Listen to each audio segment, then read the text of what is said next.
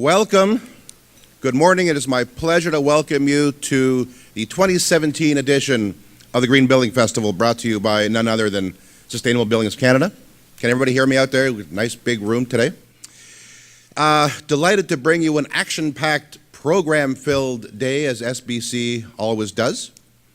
My name is Constantine Eliadis. I have the pleasure of serving as chair of SBC this year. And for the last 15 years, Sustainable Buildings Canada has been an active promoter of a better built environment and a higher performance standard for the built environment.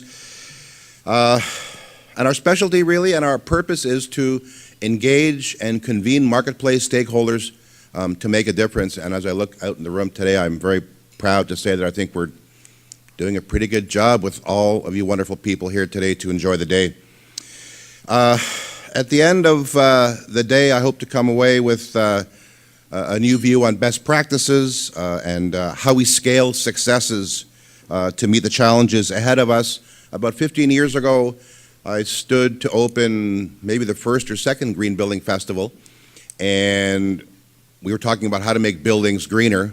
And today we are really moving that agenda forward to how we build greener as opposed to how we make buildings green. And that's quite a transition. How we go from minimizing the damage in the development process to how we actually enhance the environment during that same development process. Minimizing footprint, maximizing handprint. I mean, all these things are pointing to a very different way of looking at what we're doing in the marketplace. So that is the day that's before us. None of this would be possible without the support of our wonderful sponsors who are here today sponsoring not for product placement and not for sales leads, but to demonstrate and consolidate their leadership in the sector and to support events like this. We are eternally grateful to them all, and I would like to just read them. They've all contributed different amounts of money, but they're all vital to this conference. It really wouldn't exist. So when I finish the list of sponsors, I welcome acknowledgement from everybody on that front. Enbridge, I'll not give the full corporate names because that's just too long. Union Gas, EQ Building Performance, RWDI, Inline Fiberglass, Ellis Don, Internet, Cricket, Arborist Consulting, the Posterity Group, Diamond Schmidt Architects, Energy Profiles, Outside In Design, and Sage Living Toronto, Toronto Hydro, Oz Electric, and to make all this go down very nicely, our wine sponsor is Taos Winery, and our beer sponsor is Ace Hill. A heartfelt thanks to you. Many are repeating sponsors. If you are a new delegate to this conference, welcome, and if you have come before, welcome back. We had only one other thing I wanted to relay, and that was the Federal Environment Commissioner just put out a report on the progress of our federal government on this subject matter, and it's not particularly favorable. A lot of talk and not a lot of action, and it's an excellent segue for me to get off the stage so we can get to the action part of our day. And to do so, I'd like to introduce our Master of Ceremonies for the day, Larry Bryden, a member in excellent standing with the Board of Directors of SBC, who will help steward us through the day. So enjoy the day. Thank you all for coming. I hope you enjoy it, and look forward to meeting many of you over the course of the day. Thank you.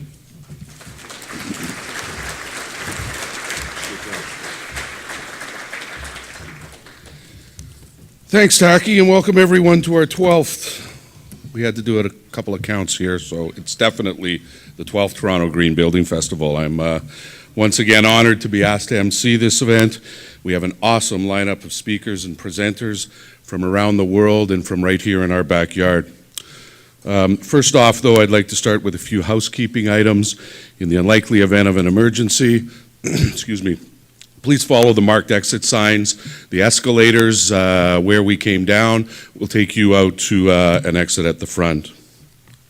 For our bio breaks, restrooms are located right at the bottom of the elevator, men to the or the escalator, men to the left, ladies to the right.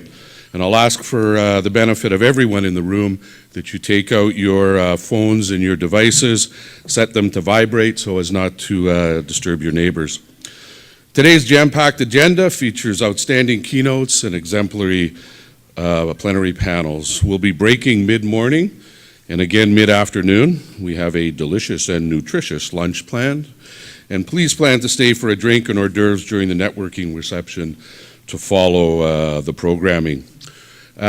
We have a very busy schedule today, so we'll try and squeeze in a brief Q&A following the keynotes and plenaries if time allows. To ask questions, simply go to an audience microphone that are going to be located on either side of the ballroom. A volunteer will be there to assist you. If we run out of time, or even if we don't run out of time, our speakers will be sticking around for the lunches and the breaks. Feel free to approach them and ask for that. No need to pull out your cameras and photograph slides. All the presentations are being recorded. They'll be posted on our Sustainable Buildings Canada YouTube channel, and everyone will be sent links when they're posted. Look for a follow-up e-newsletter in a week or so. Social media handles for this event are on the slide behind me. If you're active on social media and are going to be posting today, you'll be interested in today's best tweet contest. Follow us at SUSTBLDGCAN, tag us and use the hashtag GBF17, and the most retweeted and most liked tweets by tomorrow morning will earn that poster a free delegate pass to next year's Green Building Festival. We promise to like and retweet everybody who tweets us. At 6 p.m. tonight, SBC will send out a survey that you will need to fill out in order to receive a certificate of completion for your GBCI, OAA, OALA, and OPPI continuing education credits. Please ensure you fill out the survey. It'll take less than 5 minutes, and a certificate of completion for your continuing education hours will be generated and emailed to you within the next 2 weeks. So that's enough for me this morning. I'd like to now introduce our Deputy Commissioner of the Environmental Commissioners of Ontario Office, Ellen Schwartzel. Ellen is currently the Deputy Environmental Commissioner, has been on staff of the ECO since 1995. She's advised commissioners on a broad suite of policy areas, including climate change, urban air quality, sand and gravel extraction, water taking, environmental assessment, and municipal wastewater management. Prior to joining the ECO, Ellen spent several years in advocacy for environmental organizations and research support for Ontario's Environment Minister. Ellen received her BSc and MSc in botany at the University of Toronto. Ellen, could you come up and say a few words, please?